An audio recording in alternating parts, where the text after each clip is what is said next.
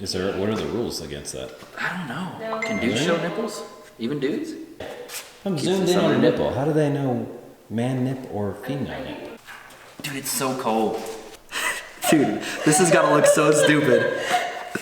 Oh my god. Especially because I've been recording this whole time.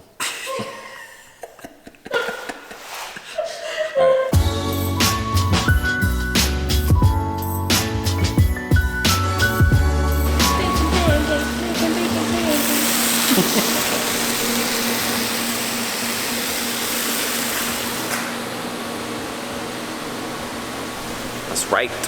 That's what the manifold and the throttle body on. It fits. All right, hey guys, it's Sunday already. We didn't do any video on Saturday. What? I did video. You did? Oh, okay. Well, I guess you'll see that here in a second. Okay, so yesterday didn't yield a whole lot of visually pleasing stuff. It was really just a bunch of kind of brainstorming and more or less arguing between me and Hayden. But our friend Zach came by and was hanging out with us, did quite a bit of help with the brainstorming. His channel is down below right there. Give it a look. He's got some cool stuff on there. He's got a badass Z, LS swap, and turbo. I think he's planning on turning it up here pretty soon. So he should have some really cool stuff coming up. We're trying to figure out a couple of things. I think we already figured them out yesterday. And so that's why like yesterday, there wasn't a whole lot doing because it was a whole lot of just figuring out.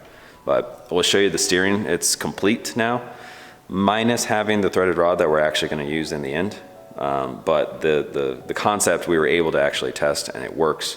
So yeah, I'll show you guys the steering setup in a second. We got it completely welded up. We had it just tacked up and right before we were done with everything, it came apart. So we're gonna weld that up completely and show you guys what that looks like. And Hayden got the manifolds all finished up.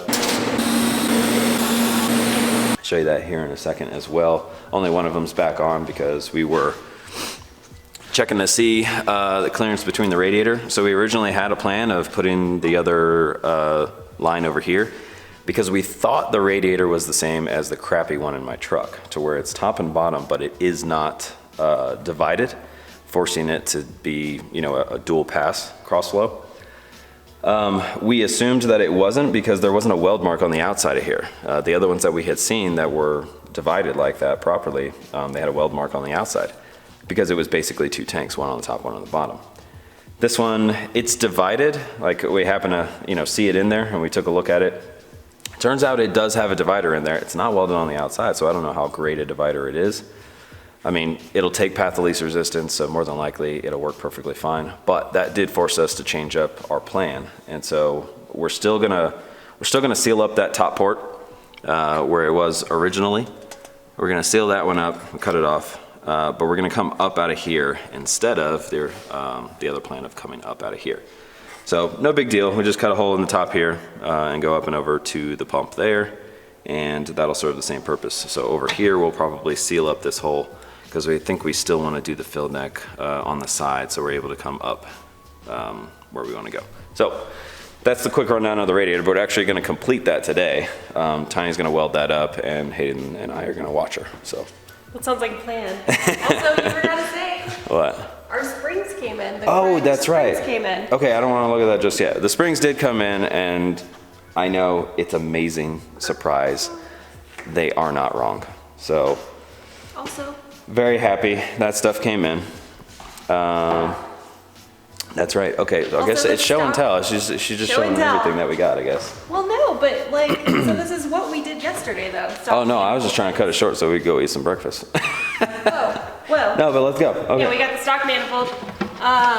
Steam port kit is not going to fit the original way that we had it, so Yeah. we are gonna have to reroute it, get some longer lines. It'll still go under the stock manifold. Yeah, the lines themselves can fit under the manifold. Yeah, It's just not the block. The So, block's just a smidge too big. Yeah. The hood actually fits on with the manifold, throttle body, everything. Yeah, So, as far and as there's clearance. a shit ton of room still. Yeah, as far as clearance goes, this definitely did the trick. I mean, I wish we could have used a nicer manifold. Right. I mean, but people make plenty of power on these, and we're not going for crazy power, so I think this is going to be just fine. Yeah. But yeah, the throttle body fitting, I mean, dude, like by an inch and a half or something. Yeah, like it's not quite even. a bit. Well, and when we originally looked at it, I didn't think it was gonna fit. Yeah. Yeah, I know, it was kind of deceiving, but I mean, we knew it was clearly lower than the other one. I mean, the other one was probably, you know, the throttle body position was probably 2 inches higher, but you know, you look at it and kind of weirds you out a little bit. Well, this one kind of angles, it cocks up a little bit. It did, but the top of the throttle body, like where the IAC actually goes into the throttle body, that was our main hit on everything. So this putting it down so much lower, it works. So we got to make a little bit of adjustment with, you know, the rails that we were planning on doing. We got to get different stuff for that. Throttle cable, because this one was drive-by-wire, so then we have to create. I don't think the throttle cable is going to be that big of a deal. I mean, I mean, we got multiple bolt points that we can make a bracket, so we'll hold it up. I mean, we got some extra, yeah. Hayden's got an idea for bracket stuff. I got an idea for bracket stuff. Tanya's probably got it. So we'll figure that out. That's not a huge deal. But yeah, super cool. We put the hood on. I mean, the clearance is great. That was a really motivating thing. Well, that was one of the main goals for me, is to have a hood on. It looks so good with Yeah. the smooth stock hood. It is really nice. So everybody that was like, oh, you can't fit that under there, or, oh, if you could fit that under there, you're a pro. Well, she a pro. Guess what? Bow down, bitches. That's a bit much. Dial back. Jesus. Let me just roll that back in. Hold on. We'll go more into detail on what we're going to do to eliminate the flex. It's actually a pretty simple solution.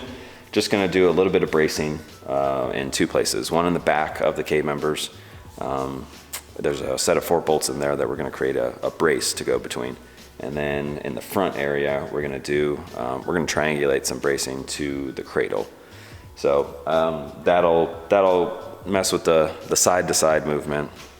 There shouldn't be any front-to-back movement, considering everything that it'll be attached to. So, okay, so as usual, we squirreled a little bit, and instead of going straight to wrapping up the steering stuff, we'll show you that in a little bit, but we're doing the radiator stuff right now. So, yeah, we squirreled a decent amount of it. So we have the radiator out right now, getting ready to, I guess this is the hole that we're going to be sealing up. This is the new hole that's going to come up to 90 over. This is the hole that we're going to do kind of like a weird cut, an abrupt 90 off of this right here. So it's going to come very shallow off of this at 90 straight up practically. And then the cap is going to be right there. So that's where the fill is going to be. This is where the top line is going to be going to the water pump, and this is the bottom line that's going to stay that way. The only other thing that we got to add to it is a tab to mount the top so that it can't wiggle back and forth. And then that'll be it, and that will be 100% complete. Okay, so this will give you an idea. I had to make a weird cut to make that work, but yeah, we just weld around there. And the hole, it really just has to drain in because this is the fill. So it's always going to have a very slow flow in and out. The most it's going to do is allow water to come up as the fluid expands and goes into a reservoir, or when we're filling it. So it doesn't have to have a crazy amount of flow. That's why we cut it that way. It actually, like if you do look at it though, it does, like it actually. Oh, it's got plenty. Yeah, it actually flows in there pretty good. Yeah. But so we can make the hole bigger. Yeah, no, I wouldn't. It's primarily just a fill. Yep. This one, on the other hand, that's how that one's going to be. So it just 90s directly off of that, and it's going to be an easy hose. It's going to be pretty much the same height as the water pump. So it's just going to come straight off of that, and then 90 into the water pump. Super simple. Yeah, and then we're just obviously blocking this hole off. Just weld a plate over it. Super easy. And then after that, we just gotta make a tab off this side that goes to the chassis, and then the radiator will be all modified. Yep. Window it up. Oh, and it sounds like Tanya is here. She went to go clean off the valve covers and the intake manifold because they were filthy. So he'll get to that, and then we'll show you when it's done.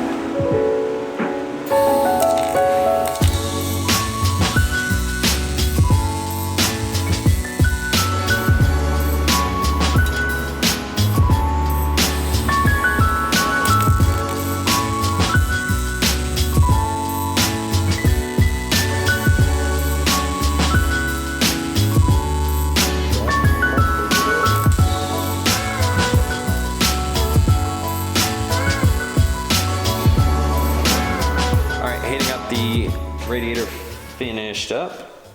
So I'm gonna give you an idea on what that looks like now, finalized. I know we kind of talked about it, but this gives you an actual visual of it. So that is the new fill neck. See how I welded in there just at the top? It was like a tight 90 basically. It's crazy how high this looks, but the hood closes perfectly fine. And there's actually plenty of room even for a cap. So yeah, it's pretty crazy that as low as it seems, just the way the hood is shaped and everything, that works out just fine. And then same thing over here, we put that 90 so that we can go from here, just do an easy hose to the water pump right here. So the bottom line, we may end up modifying the thermostat housing, but I think we're just gonna keep it as it is right now and just try one of those flex hoses. Might be able to do that. If we can get away with that, then awesome. If we can't, Hayden's gonna chop it off and weld something on there so that it's a better pathway. But we're gonna give the old flex hose a try first. Not sure if I showed it with both manifolds on there, but yeah, both of the manifolds are welded up. Got our awesome stock modified truck manifolds. Turbos are in the general position that they're gonna be. I mean, we gotta figure out how we're gonna clock them to be the best for the intercooler piping. That's gonna come around the bottom and then come to the intercooler in the front. But yeah, happy about the radiator. The only thing we gotta do left is make a tab so that it can't move back and forth, and then we're good to go. I think we already showed the intake manifold, but here, close the hood. Just to show you like how much it actually closes. It actually is going down more than it's going to. We gotta raise the stops, plus this front upper radiator support is gonna be a little bit higher once we put it in its place. But there you go. 2 turbos and a big old, well, I mean, I guess the LS isn't really that big of a motor, but it's pretty big old V8 in a Civic with 2 turbos in there. Radiator neck that looks like it sticks up like crazy. And as you can see here, the hood is going lower than it actually needs to go. Nothing hits. So, This needs to like, yeah, that thing comes up quite a bit.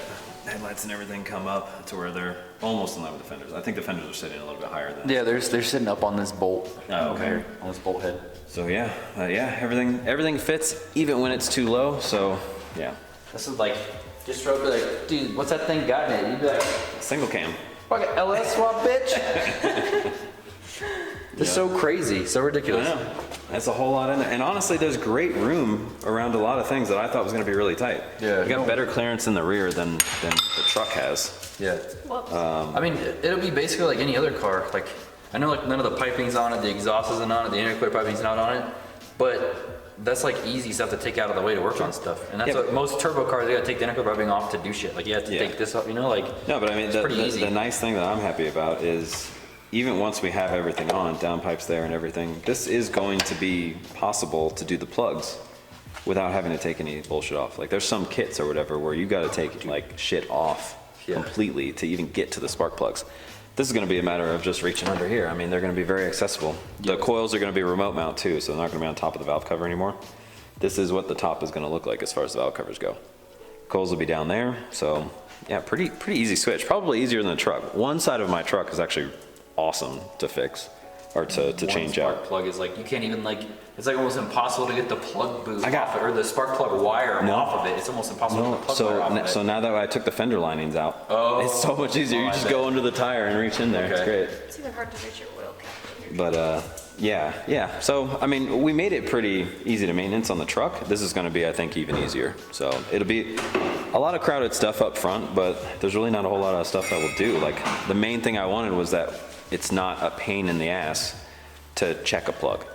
Checking a plug is something that like people don't do often enough. You see what is going on in your motor by checking a plug. You don't have a dyno around? Cool, check plug, see what's going on in there. So I wanted that to be easy, and this is going to do that for sure. So.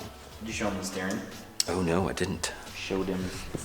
All right, so here's the, I guess, final assembly of what we got going on here. Took that big old block that we got from the machinist, which is our backward offset, and then it goes to like a Heim setup so that we can adjust back and forth by just turning that. And then it goes up into this bump stop kit, which our machinist also did. So all that does is just, I mean, it's a bump steer kit, so it allows that to extend all the way up to where it attaches to the knuckle. Made it out of some pretty burly stuff. I mean, all of this is probably a little bit overkill, but we just figured the distance that everything had to cover, we wanted to make sure that it was super strong. So eventually, this part right here is going to be welded, but we're going to keep that nut at the top basically as a failsafe. So if something happens to the weld, which I really doubt it because Hayden's going to be welding it, if something goes wrong, that nut's still there to keep things in. So really happy. with how it looks. I mean, it's functional. The only thing that we have left is obviously that weld, but then also we gotta get some threaded rod. We cut off a bolt so that we could get it working, but we just I couldn't find locally the threaded rod in the right pitch, so we're gonna order some online. But then yeah, that's done. So, and it works. Turn it. Oh yeah. Obviously the fender clearance has got to be. The car's a little bit lower than it's actually going to be. But yeah. So there we have it. So one thing that did expose while we were doing that, because this steering rack actually has more throw than the original one. So we can turn the wheel to the point where the wheel can't rotate anymore. It's actually being pulled inward. It pulls that whole knuckle inward, which puts the force on the lower control arm, which pushes it into the knuckle, and I mean into the K-member. And remember, our K-members are 2 individual pieces right now. They're no longer connected, but we knew we were going to have to connect them. I mean, we were already going to do it, but this exposes really why we need to do it, because as that lower control arm is pushing into the K-member, it's able to flex it because of the one single point that it has onto the chassis right there. So we're gonna make some braces that go into the cradle, so that gives that side-to-side structure, and then we're gonna do a cross member in the rear of it to keep that together nice and solid. So should have the original structure of the K-member, maybe even a little bit better, honestly, because I feel like they would still rotate on that part. And that's probably taken away from like when people use traction bars, because it's a different type of, we got a different thing going on in here with the way that steering is. Yeah, and that's what too is nice, is that not adding anything to it right now, we're actually able to see it flex a lot and see where the flex is at, so we can put something in like the strongest point for it. That was like a good portion of yesterday, was looking at it and really analyzing like, okay, what is happening here? And so initially we thought it was one thing, but after looking at it for a while, we figured out what was actually going on, and I think it's a pretty easy solution to keep it from happening. It'll be something welded into the cradle, but bolted into the K-member so that it's maintenanceable. We can still take that K-member out completely. It doesn't ruin our plan of being able to take the motor out completely from the front. Yeah, and it helps us to like locate the K-member in the same spot every time. Yeah. As long as we don't take not the K-member, the cradle in the same spot every time. Yeah. As long as we don't take the K-member out. Yep, exactly. I mean, the K-member, I don't think has a whole lot of, wiggle room anyway, right? I mean, every time we bolt it in, it's gonna be in the same. Yeah, probably not. I don't know how much. There may be a little bit, but yeah, so, solve the steering issue. I think we're really happy with the way that's gonna work out. We may create a stop so that we don't even put that force on it. Either way, obviously, we gotta connect the K-member, but I think we might put a stop on the steering so that we have a nice solid feeling stop. And we'll do it before the wheel gets to the end of its circle. So I guess we're gonna make a list of little things that we need to order. A lot of the stuff that we ordered last week is still coming in, so we'll have more stuff to do next weekend no matter what, like the gates and the waste gates. They said we had some weird ass like cyclone bomb. So they called that winter storm was a cyclone bomb. Oh, what did they call it? They called it another one, again. A bomb? Yeah. Cyclone bomb, yeah, A cyclone again. bomb. Are you serious? We That's didn't what they get called it. shit. It wasn't even that bad up here. No, we it didn't get wasn't. anything either. It was ridiculous. But no, that stuff it wasn't behind because of that. They just, remember it was that etching thing. Oh, yeah. They couldn't get the Dumb names bullshit. etched on there, and I was like, I don't We care, should give get it to me. bumper by next week too. Yeah, we should have the bumper too, so if we can get, Justin's a busy man, but he got the dimensions that we sent him. He's gonna give us a drawing to approve and then get those cut up for us so that we can do the intercooler. So that'll be good. Not sure if we'll get that next week, but we'll get the bumper so we can see actually what kind of space we're working with, and hopefully our measurements were correct. Too bad it didn't come in black. I know, that kind of sucks. If it was black? primer. No, it's like white. It's kind of white one. I know, That's all they had. right? Kind of bummed about it, but whatever. Dang it. All right, so as usual, like, share, subscribe, hit the notification bell so that you can see when we go live. We'll be doing the same thing as usual. Friday night, we'll be tuning, I think, only one car this time. Probably better for video either way, but one of the cars we were gonna do isn't gonna be ready. So I think it's gonna be a front-wheel drive turbo Nissan Sentra. It's actually pretty damn cool. It should make some good power too. So join us for that, and yeah, we'll see you next time. Poor Al. Poor Al. You're such a weirdo dog. Oh.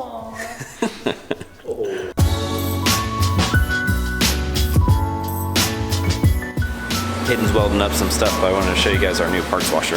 It's pretty sweet.